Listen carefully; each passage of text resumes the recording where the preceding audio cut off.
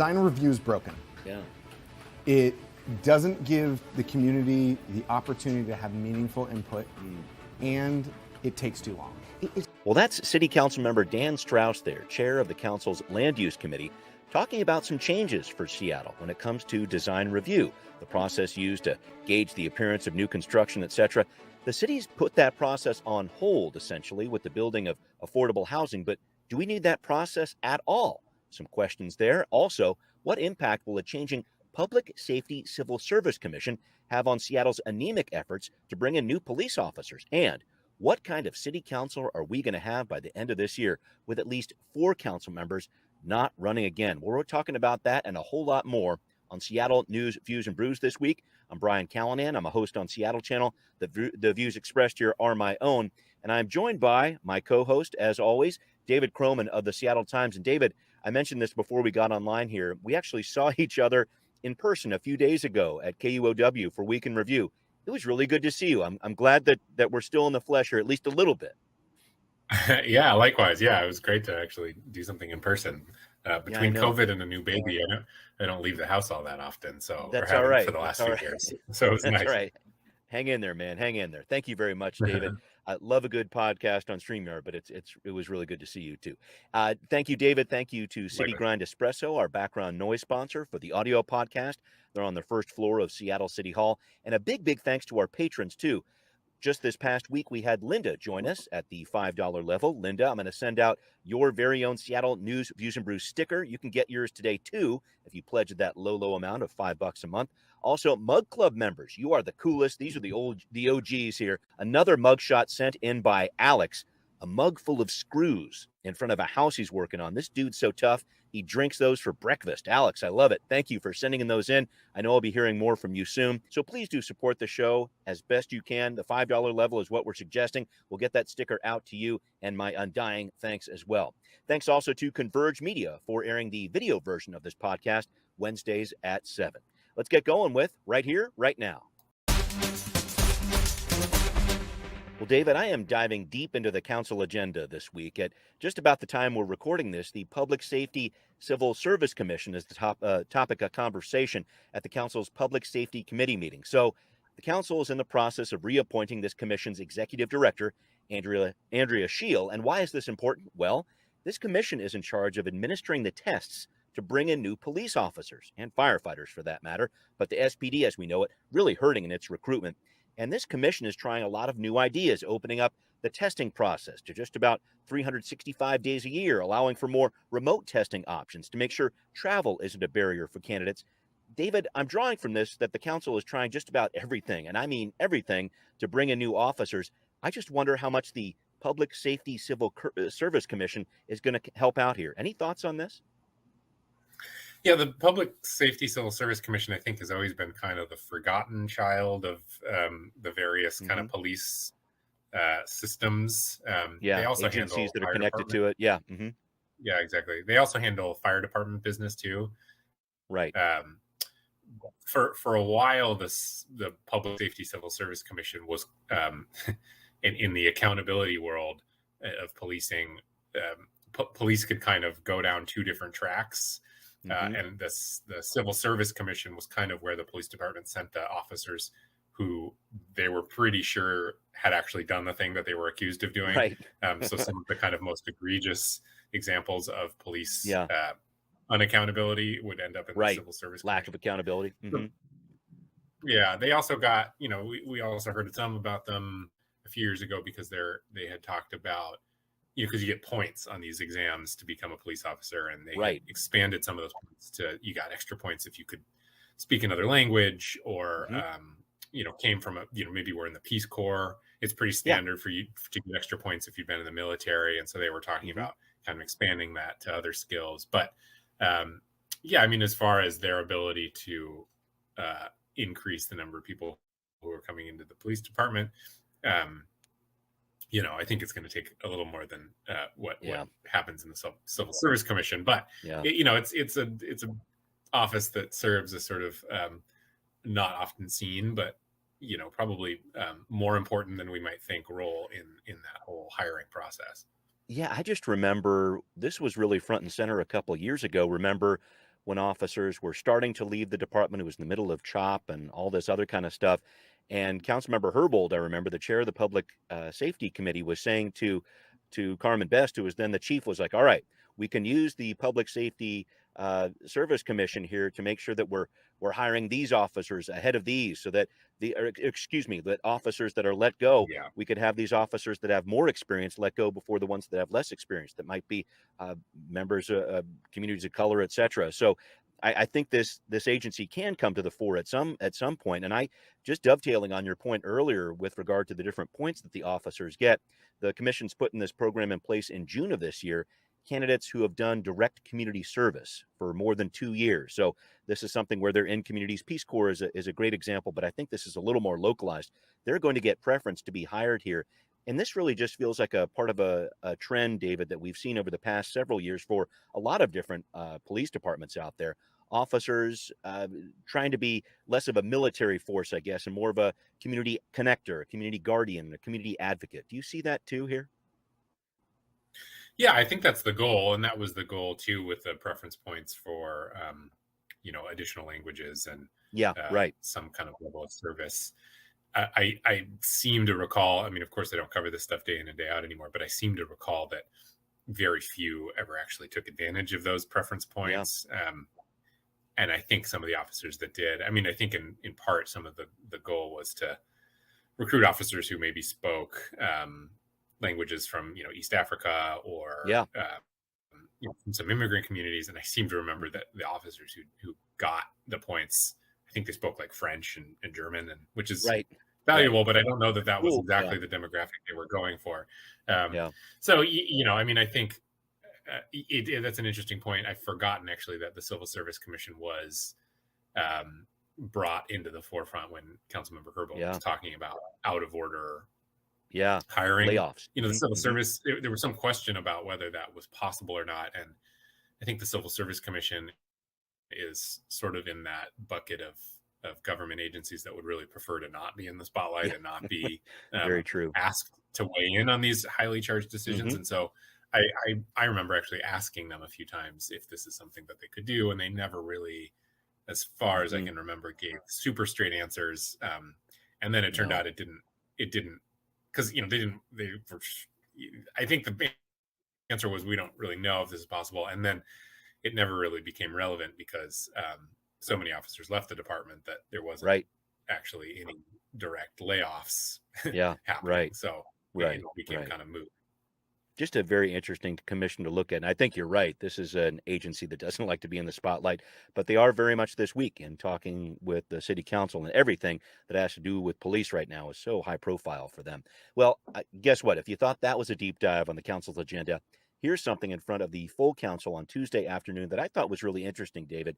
So the council is re-amending its lease with the Benaroya Hall Music Center. This is the entity that leases this property from the city. It's a city-owned property, actually, and it was opened in 1998. But COVID, as you know, has really hammered the performing arts here and around the country.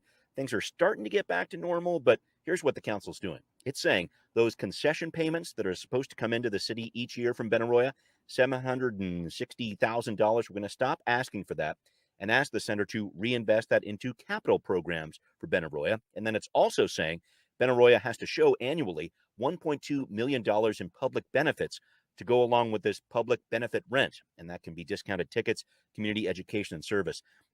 David, I really wanted to bring this up because it feels like kind of a save the arts kind of a moment, especially with Benaroya, thinking about where it is on 3rd Avenue in Seattle, which is such a challenge for the city from a public safety perspective. What do you make of what the council's doing here with Benaroya? Yeah, I think you're right that it's part of I mean, I guess it's like you were saying, sort of twofold, which is just trying to help out arts organizations in the era of COVID because they're all struggling. But I think probably it's more in line with what the second piece, what you were saying, of the council sort of starting to think about 3rd Avenue. And, Benaroya is right on the edge of kind of the, if you just go one block north of Benaroya, that's right. That whole stretch there is, I haven't been down there in a few weeks, but I was there a couple of months ago, and it's empty, it's all boarded up. You got Wild Ginger, you got Latiamo, and then beyond that, Piroshki actually just jumped back in, so we'll see what happens there. But yeah, a lot Right. of question marks and a lot of empty storefronts. And so, Ben Arroyo's success is pretty crucial to that stretch. I don't know anything about the state of Ben Arroyo Hall right now. I don't know how much in need of help they are, but Yeah. If you're a council sort of looking to help out and revitalize Third Avenue, I guess starting by kind of anchoring the institutions that are there a little bit more makes some amount of sense. Because Ben Arroyo that's an entire city block, so you want to make sure that they're doing okay, I suppose.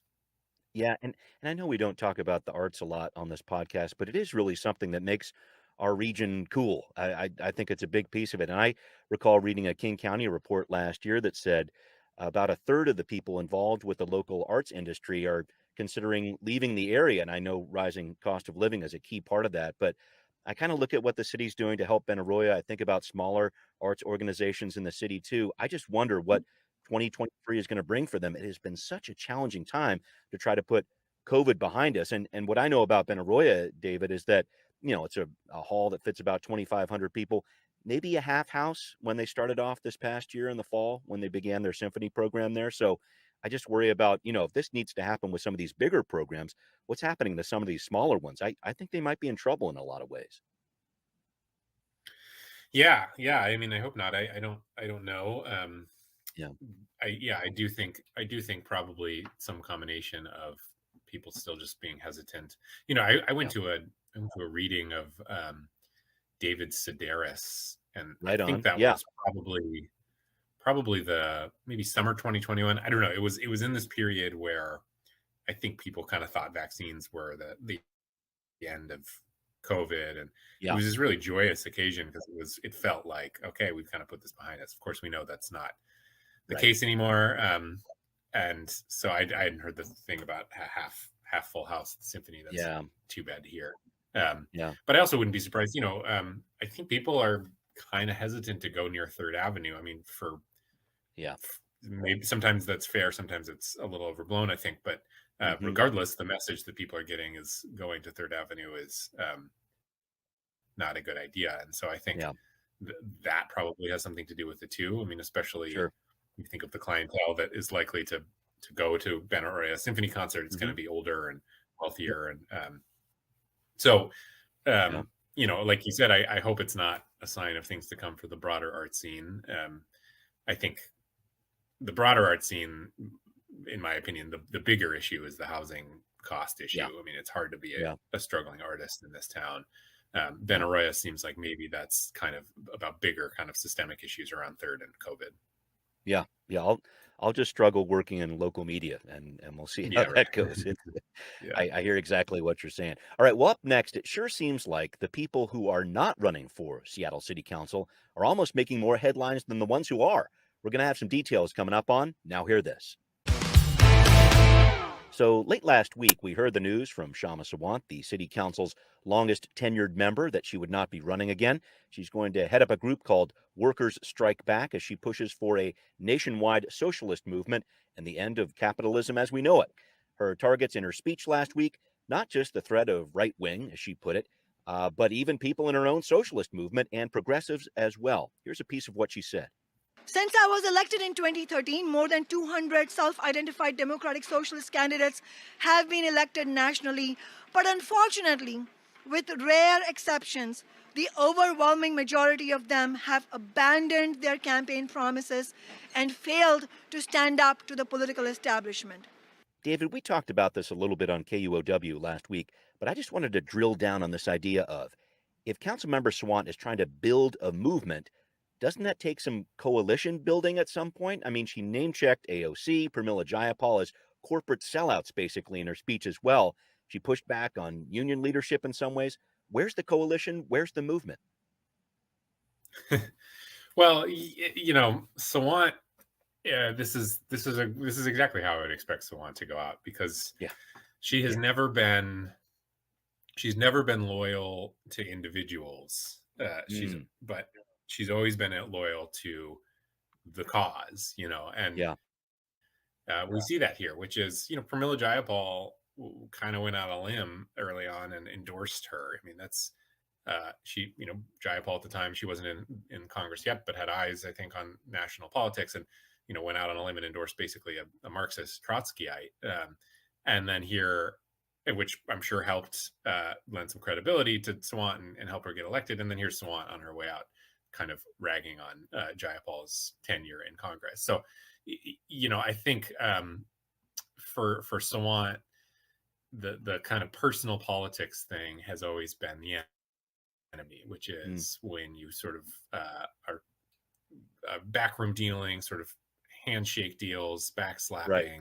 Even if people in your own party like those personal, it should never be about kind of personal relationships. Is her thing. It should always be about the cause, which you got to hand it to her. It means that she has always been exactly the person that she is. I mean, she's the same person she was when she got elected, and she has not let any other individual knock her off that course. She is who she is, and I think a lot of that is because she's very laser focused on her idea of what the overall goal is. The problem, as I see it, and I think as you just illustrated, is I think that has a ceiling. At a certain point, you need other people to join your movement to grow it. And I think the perfect example is actually the Democratic Socialists of America, which has socialist in it, but has opened its doors in a way that has allowed people who are, kind of hardcore socialist to all the way to sort of maybe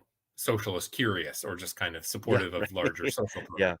And as a result, that organization has grown a ton. I mean, Bernie Sanders is the kind of flag bearer, but Alexandria Ocasio-Cortez, it's really grown a bunch. Whereas Socialist Alternative in the exact same timeline, which is very dogmatic, has really strong lines in the sand, has not grown, has shrunk, and in fact has sort of had to join forces with, I think, very reluctantly with the Democratic Socialists of America to remain relevant. And so, from a sort of moral consistency standpoint, you got to hand it to Sawant. She is who she is. She believes what she believes. She's gonna, she's not going to compromise even an inch, and she never has.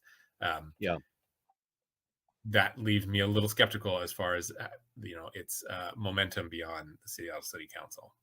Right. And this national movement she's trying to push for.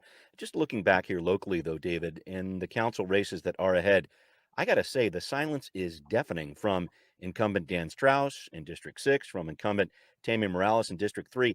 How does 4 council members deciding not to run again affect the decisions of Strauss and Morales out there? Councilmember Lewis is the only incumbent so far in the district races who says he wants another term. Yeah, I don't know. I mean, I imagine they'll do what they want to do, sort of regardless of what their colleagues wanted them to do. I would be. Does it make it more difficult to make that decision, I guess?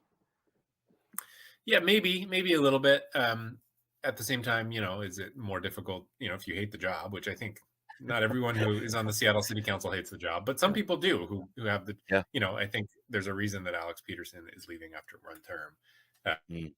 There's a reason why Councilmember Juarez is leaving. There's a reason why Rob Johnson left after 3 years. It's a hard job, and people come after you. People expect you to be, hold you responsible for some things that are your responsibility, but genuinely some things that you have no control over, and you get death threats. It's a tough job, and so all of that combined, if it's really not sitting well with you, the decisions of your colleagues, you might pause a little bit, but if suffering it out for another 4 years is probably not worth it. I will say that this is sort of, we converted from 9 citywide seats to 7 district and 2 citywide seats. And, the headlines of that obviously was the district representation, but a sort of underplayed and undervalued part of that decision, I think, was the fact that 7 people would be up for election every 4 years. As before, that's a big potential turnover, and I look at that. That's exactly. I mean, before say what you will about 4 people 5, staying in office too long. And so it's hard even to look at how this compares in the past, because we just haven't had that many elections where there are 7 people up for re-election. So I don't know. I mean, we'll see about. I would be genuinely surprised if Councilmember Morales didn't run again. It seems like she's kind of found took her a couple years, but it seems like she's kind of found her foothold. She's really taken up the cause of traffic safety, especially in South Seattle. Mm-hmm. Seems to be kind of finding her voice. I think before people saw her as kind of a swan light, but now I think she's really carved out her own kind of areas of expertise. Mm-hmm. And so again, I don't know what's going on in her life, but it would surprise me if she didn't run again. I have no idea about Councilmember Strauss. He hasn't been super vocal. I mean, he's never been. He keeps the it pretty most close to vocal the person vest. on Yeah. council. Mm-hmm. He's a young guy. He probably, if he wanted to, he could probably get a pretty high-paying job somewhere else. So who knows? We'll see. Yeah. So many different question marks there, but I appreciate your wrestling with all those issues with me there, David. I wanted to move on to a larger issue at the city and state level, and actually just talked about this with Councilmember Strauss. You heard it at the top of the show, the concept of design review and the idea of possibly doing away with it. So this is part of the process where buildings get built, volunteer design review boards make recommendations on, okay, this project fits the neighborhood, it needs more landscaping, things like that. But Seattle has suspended this process for affordable housing projects over the past 2 years now in the name of getting more housing online faster, especially during COVID. And now there's a push for this at the state level, too.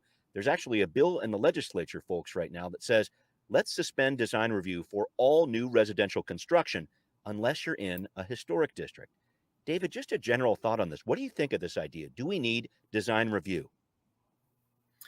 Yeah, it's interesting. I mean, this is one of those, I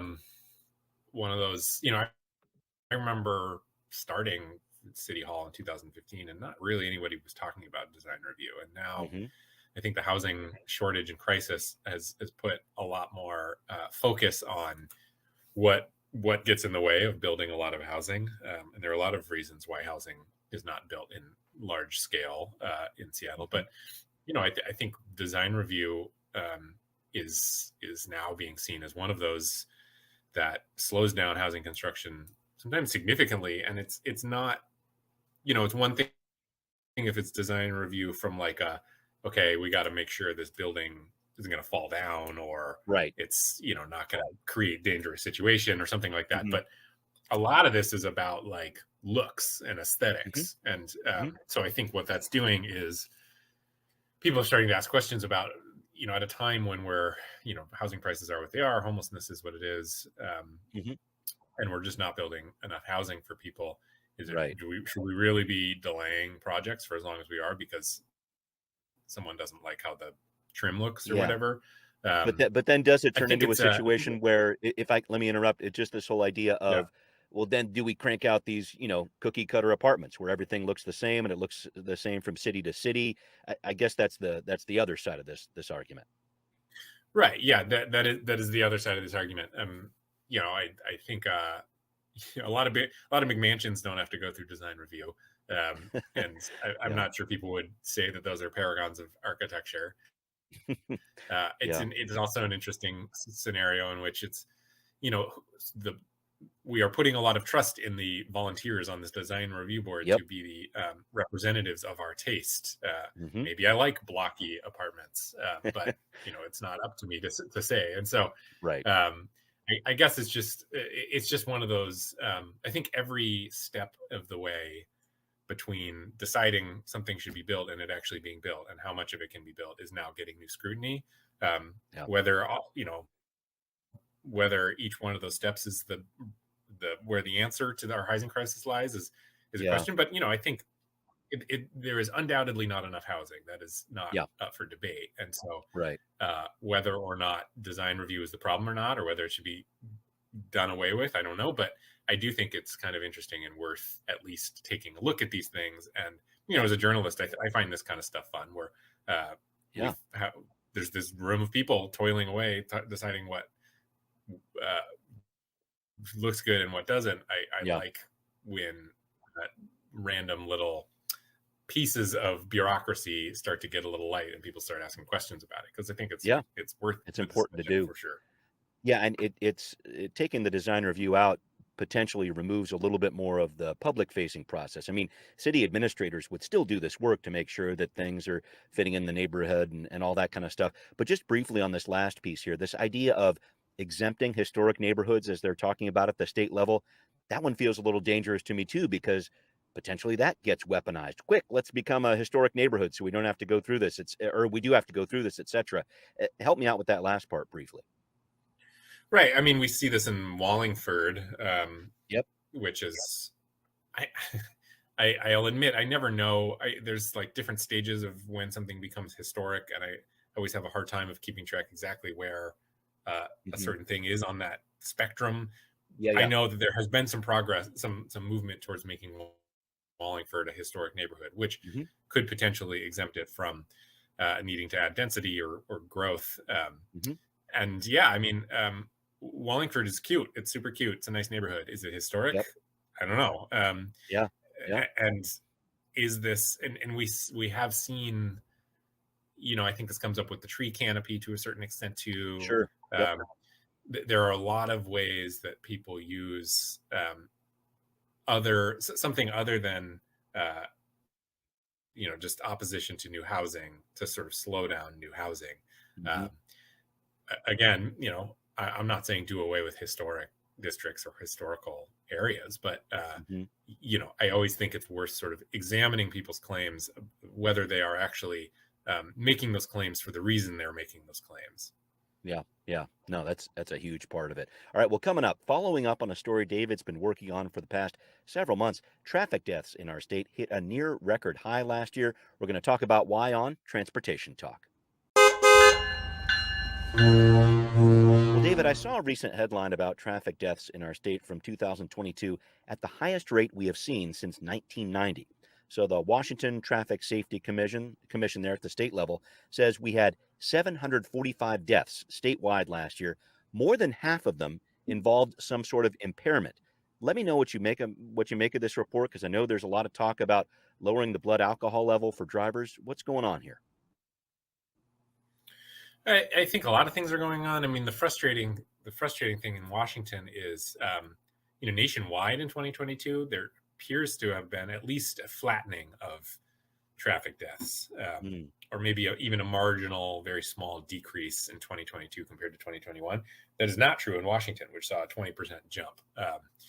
So that is, traffic deaths have been up in Washington for a long time, but there was some sense that, well, this is happening nationwide. This is some kind of larger phenomenon that's driving this. That is maybe not holding up quite as well anymore, because Washington is outpacing other states. So that's concerning. There's a lot of things going on, and some of them are kind of deeply systemic, which do not change overnight, around roads that used to connect distant suburbs to each other because of the growth in this region. Now there's communities and shops and housing along those big roads.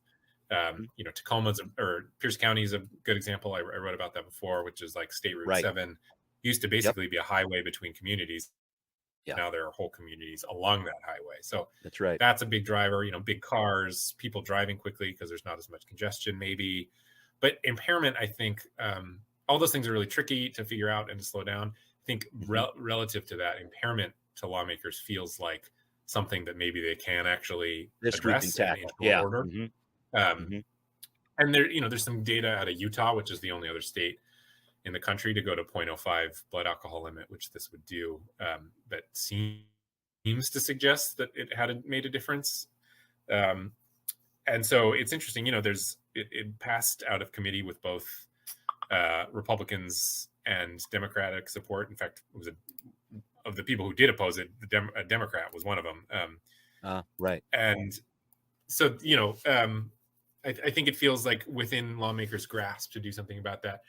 Another sort of wrinkle to this, that I'll have a story about this, I don't know, maybe tomorrow, maybe Thursday.